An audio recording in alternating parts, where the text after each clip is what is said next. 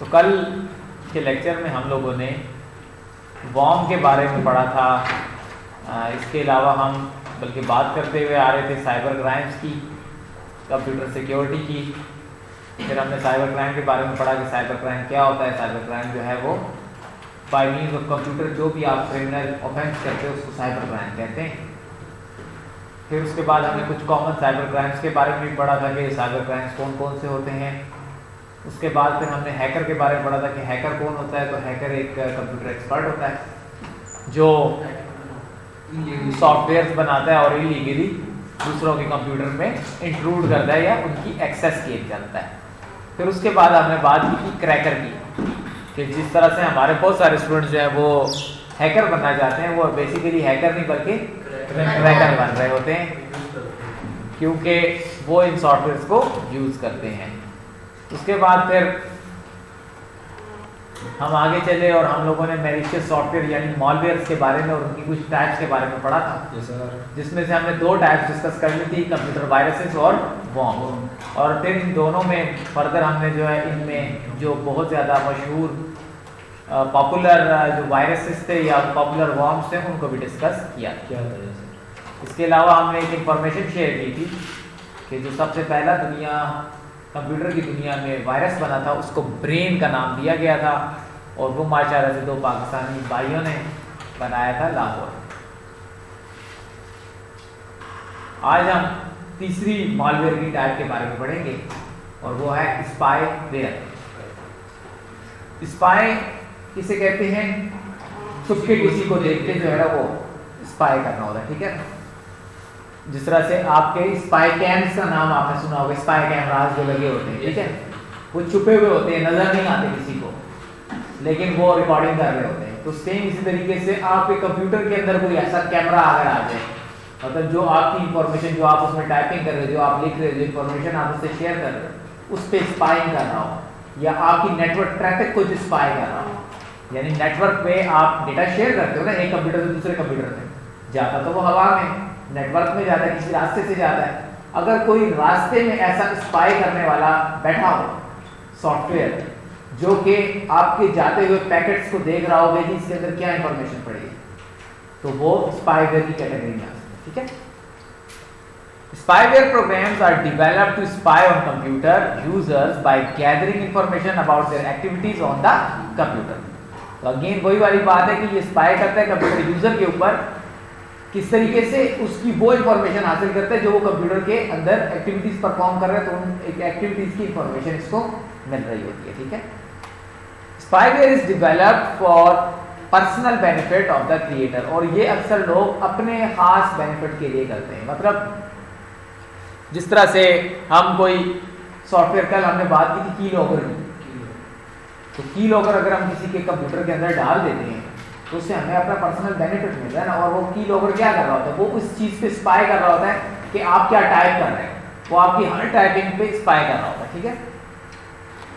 तो perform secret operation like stealing password steel करने के लिए स्पाइंग तो होती है। बैंकिंग पिन्स जो होती हैं, पर्सनल आइडेंटिफिकेशन नंबर, उसको हासिल करने के लिए या और कोई पर्सनल इंफॉर्मेशन हासिल करने के लिए स्पाई किया जाता है। Infects computer through installation of the software from internet, और ये सॉफ्टवेयर जो है कंप्यूटर के अंदर इंस्टॉल किए जाते हैं with the help of internet. होता क्या है कि आप कंप्यूटर जब यूज़ कर रहे होते हो, लेट्स सपोज आपने कोई गेम ओपन की, गेम आप डाउनलोड करते हो, और गेम डाउनलोड होने के साथ आपको एडिशनल एक फाइल और आती है, वो भी डाउनलोड का ऑप्शन आता है, आप पढ़े बगैर यस कर देते हो या एक्सेप्ट कर देते हो। तो उस गेम के साथ जो है ये स्पाईवेयर सॉफ्टवेयर भी आपके कंप्यूटर में डाउनलोड हो जाता है और ये अपना काम शुरू कर देता है, स्पाइंग शुरू हो जाती है। आपको पता भी नहीं होता और आपके कंप्यूटर में ये मौजूद होता है, ठीक है। इस तरह से मोस्टली नहीं, एक तो होती है ना कि आप कोई अच्छे सोर्स से, वही बात है कि रिलायबल रिसोर्स से अगर आप चीज़ ले रहे हो तो उसमें नुकसान नहीं होगा, क्योंकि गेम्स की अपनी एडिशनल फाइल्स तो होंगी। कभी कभी ऐसा होता है कि आप खास तौर पे जब बच्चे वो ऑनलाइन गेम्स खेल रहे होते हैं ना, फ्री गेम्स, जो छोटे बच्चों की गेम्स होती हैं ऑनलाइन, अक्सर वो बच्चे खेलते हैं, तो 2-4 दिन में कंप्यूटर जो है वो बर्बाद हो रहा होता है। क्यों हो रहा होता है? क्योंकि उधर पॉपअप्स आ रहे होते हैं, अलाउ, ब्लॉक, यस, नो, इस तरह के। अब वो क्योंकि बच्चों को तो आपको पता है मोस्टली रीड नहीं करना आता, उनको सिर्फ ये पता होता है कि जी ये जो एक ट्रायंगुलर सा बटन है ये प्ले का बटन होता है, ये रीस्टार्ट का बटन होता है। तो वो सिर्फ यही करते हैं, वो सिर्फ गेम पे क्लिक करते हैं, तस्वीरें देख के कि यार ये मुझे गाड़ी वाली गेम खेलनी, गाड़ी देखी बस क्लिक कर दिया, वो भी जो गाड़ी वाली सारी होंगी, जो उनको गाड़ी पसंद आ रही उस पर क्लिक कर देंगे, वहाँ से ओपन होगा। आगे उनको प्ले का बटन, क्योंकि उन्होंने मोबाइल में और बार बार देखा होता है, उनके माइंड में वो इमेज बैठ गई होती है PLAY लिखे हुए की, या फिर उस ट्राइंगल की, या वो ग्रीन कलर का बटन होता है मोस्टली, तो वो उनको ना ये निशानियाँ होती हैं, वो इस चीज़ को कर रहे होते हैं। और जहाँ पे भी यस नो का ऑप्शन आता है उस पर उनको पता होता है यस करना है। तो अब अक्सर अलाउ और ब्लॉक में आता है, या यस नो में आपके पास आ रहे होते हैं कि जी वो पॉपअप्स आ रहे हैं, उनको लगता है शायद ये गेम का हिस्सा है, वो उसको यस कर देते हैं, और इसी तरह जो है ब्राउजर में आपके स्पाईवेयर आ जाते हैं। ठीक है, इस तरह से और बहुत सारी कंडीशन हो सकती हैं। कुछ जो गेमों की एडिशनल फाइल्स होती है वो नहीं, समटाइम ऐसे पॉपअप्स में आपके पास आता है, गेम के साथ आ जाएगा, या किसी गेम के अंदर पहले से पड़ा होगा, अगर आपने रिलायबल सोर्स से नहीं ली, ठीक है, तो उसमें पड़ा हो सकता है। आगे क्या है जी, slows down the performance of infected computer. लाजमी बात है कि अब एक इंटरनली स्पाईवेयर सॉफ्टवेयर रन कर रहा है, और वो रन होता है बैकग्राउंड में, आपको नजर नहीं आ रहा होता कि कोई सॉफ्टवेयर चल रहा है। तो अब आपको तो नॉर्मली लग रहा है कि आपने एक सॉफ्टवेयर चलाया, लेकिन हो सकता है स्पाईवेयर जो है वो 8-10 आपके कंप्यूटर में इंस्टॉल और वो भी चल रहे हैं साथ साथ। तो अब परफॉर्मेंस में तो असर पड़ेगा, कंप्यूटर को तो पता है कि उस पर 11 सॉफ्टवेयर एक वक्त में चल रहे हैं, लेकिन आपको लग रहा है कि एक चल रहा है, तो आप कहेंगे कि यार एक चल रहा है लेकिन फिर भी कंप्यूटर स्लो हो रहा है। वो असल में इस वजह से नहीं हो रहा था, वो इसीलिए रहा होता है क्योंकि उसके बैकग्राउंड में जो है स्पाईवेयर चल रहा है। Mostly design to be difficult to remove, और ये क्योंकि नज़र नहीं आते, छुपे हुए होते हैं, इसलिए इनको रिमूव करना भी मुश्किल होता है। मतलब आप खुद से जाके डिलीट या इंस्टॉल इतनी आसानी से नहीं कर सकते, इसके लिए आपको सॉफ्टवेयर ही रिक्वायर्ड होते हैं, और मोस्टली वो सॉफ्टवेयर ऑनलाइन चलते हैं या पेड सॉफ्टवेयर होते हैं, तो इसलिए बड़ा मुश्किल होता है इनको रिमूव करना। ठीक है, एक स्पाईवेयर जो बहुत ज़्यादा पॉपुलर हुआ था उसका नाम था फ्लेम। ठीक है, flame is a spyware that was discovered in 2012 में ये आया था। इसकी आप देख सकते हो, पिक्चर्स भी कुछ हैं, जो की लॉगर का एक तरह का काम कर रहा है। ठीक है, attacks computer that uses Microsoft window operating system. मैंने आपको कल भी बताया था कि विंडो ऑपरेटिंग सिस्टम जो है ये एक वीकर ऑपरेटिंग सिस्टम है, इसकी सिक्योरिटी इतनी अच्छी नहीं है। ठीक है, इसी वजह से इस पे ही इसने अटैक किया था, क्योंकि ये इसको ब्रीच करना आसान था। आजकल तो ये विंडो 10 और विंडो 8 में भी ये फीचर था।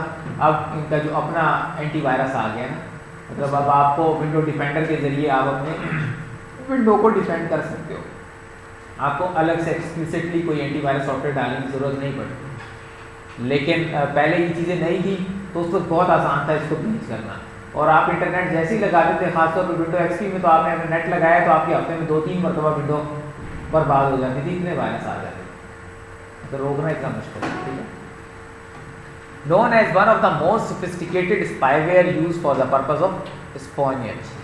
It can record screenshots, keyboard activities and network traffic. ठीक है, ये क्या करता था, यही काम करता था कि आपकी नेटवर्क ट्रैफिक को हासिल करने की कोशिश करता था, कि आप कीबोर्ड से क्या कर रहे हो, आपके इवन स्क्रीनशॉट्स ले लेता था कि आपने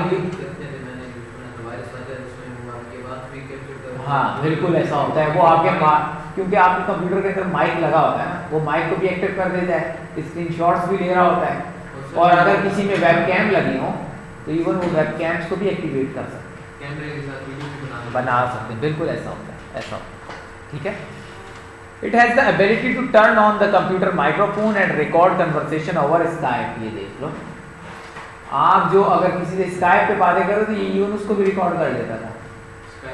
हाँ, स्काइप पे जो बातें कर रहे होते थे, माइक्रोफोन को ये खुद ऑन कर लेता था। ठीक है, इस तरह की चीज़ें होती हैं। स्काइप बहुत पुराना, अब तो ज़्यादा इतना यूज नहीं रहा। एक ज़माने में स्काइप बहुत ज़्यादा फेमस होता था, और व्हाट्सएप की तरह स्काइप यूज हो रहा था उस टाइम। अब तो स्काइप जो व्हाट्सएप ने आके स्काइप को तकरीबन बर्बाद कर दिया है, उसके बाद से स्काइप की वैल्यू नहीं रही। और दूसरा ये है कि स्काइप का प्रॉब्लम ये था कि इसमें जब से बहुत ज़्यादा यूज़र्स हो गए, तो तब से जो है इसकी परफॉर्मेंस भी इतनी अच्छी नहीं रही थी। उससे पहले स्काइप से पहले याहू मैसेंजर बहुत ज़्यादा पॉपुलर था, लेकिन उसके साथ भी यही हुआ कि जब यूज़र बढ़ते गए वो स्लो हो गया। अब ऐसा ही है, लेकिन व्हाट्सएप जो है ना वो बहुत हल्की ऐप है as compare to Skype. Skype जो थी वो दूसरी किस्म की ऐप थी, ये ऑप्टिमाइज है, बहुत ज़्यादा ऑप्टिमाइज। ये असल में मोबाइल्स के लिए डिज़ाइन हुई है ना, वो कंप्यूटर्स के लिए हुई थी, बाद में मोबाइल्स में आई थी। और उसको ज़्यादा हिट जो है ना मेरे ख्याल से स्काइप में एक अपडेट आई थी जब फेसबुक ने स्काइप को ऑन किया था, ख़रीदा था, तो उस टाइम पे फेसबुक ने अपने सारे कंटेंट्स मर्ज कर दिए थे स्काइप के साथ। तो उसमें स्काइप में आपके पास ऑप्शन आता था कि आप जो है अगर मर्ज करना चाहते तो कर लो। तो स्काइप वैसे दिखा रहा होता है ना जिसको कि इस वक्त टोटल ऑनलाइन लोग कितने हैं। तो ये 2010, 11, 12 की मैं बात बता रहा हूँ कि उस टाइम पे स्काइप में जो ऑनलाइन लोग होते थे वो अरबों में होते थे। एट अ टाइम करोड़ों अरबों में लोग ऑनलाइन बैठे होते थे। जिस वक्त फेसबुक ने अपना उसको मर्ज किया 2011-12 में, तो उसके बाद क्योंकि अक्सर मैंने भी ये गलती की थी, मैंने भी उसको मर्ज कर दिया, लेकिन ठीक है अपडेट सही है करने। अब मेरा कंप्यूटर ज़ाहिर उस ज़माने में कंप्यूटर भी इतने अच्छे नहीं थे, 2011-12 में कैसे कंप्यूटर होंगे, मुश्किल से पेंटियम 4 या कोर 2 भी नहीं आता था, डुअल कोर आता था मुश्किल से।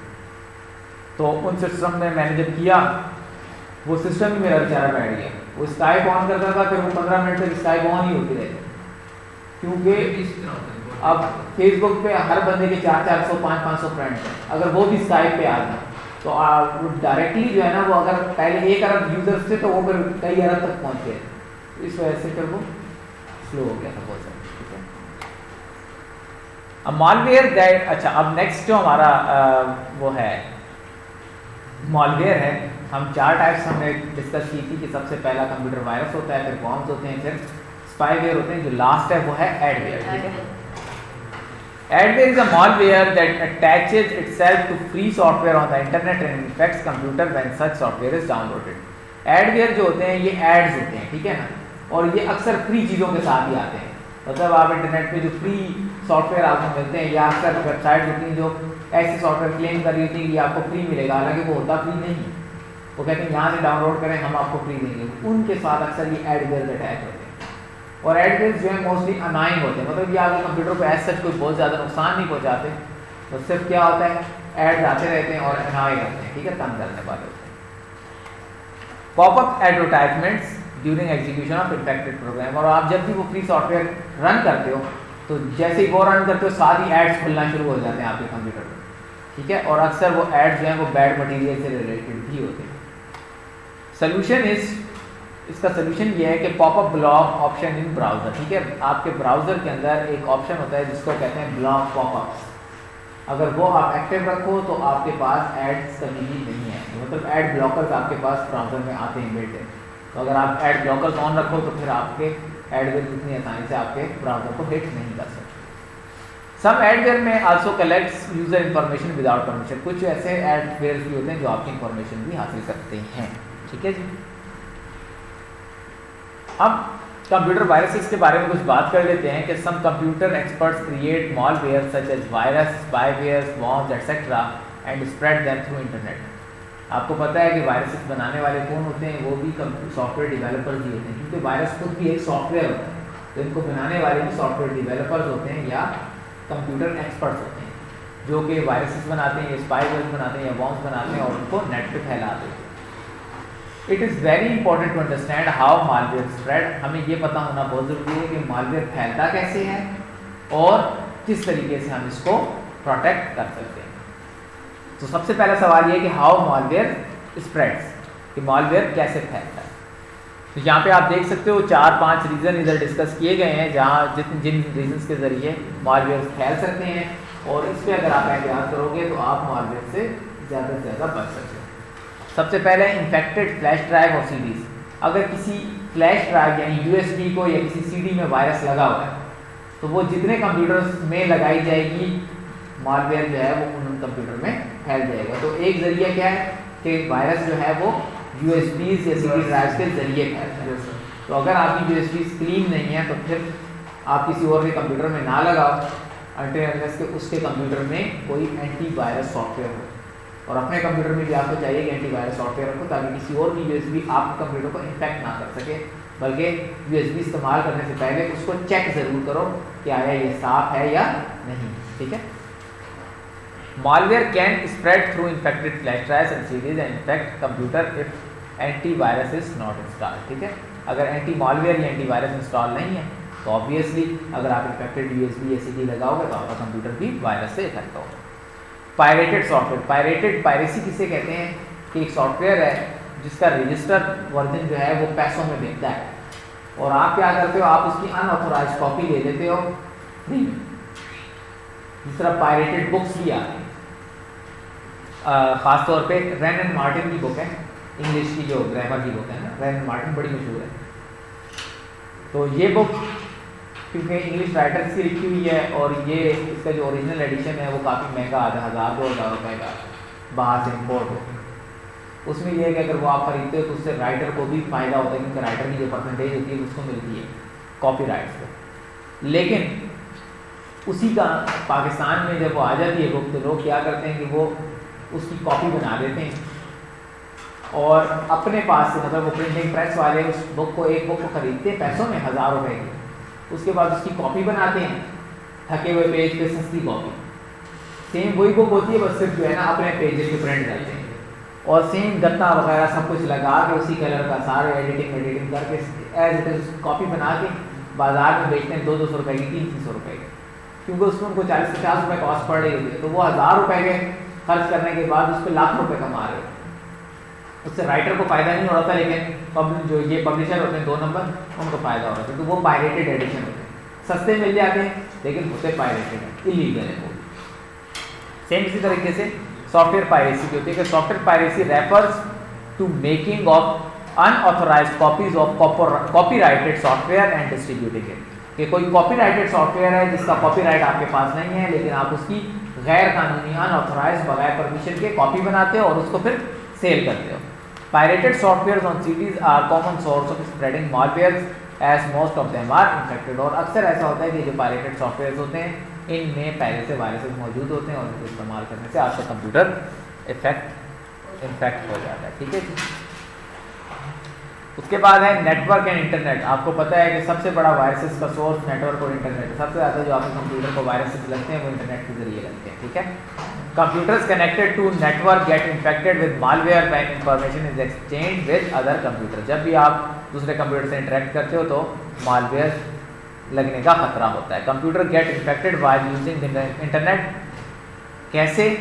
जब आप अनरिलायबल सोर्सेज से कोई फाइल डाउनलोड करो तो आपका सबसे ज़्यादा वल्नरेबल हो कि आपके कंप्यूटर को वायरस अटैक करेंगे। ठीक है। प्ले स्टोर रिलायबल है इसलिए वहाँ से आपको वायरसेस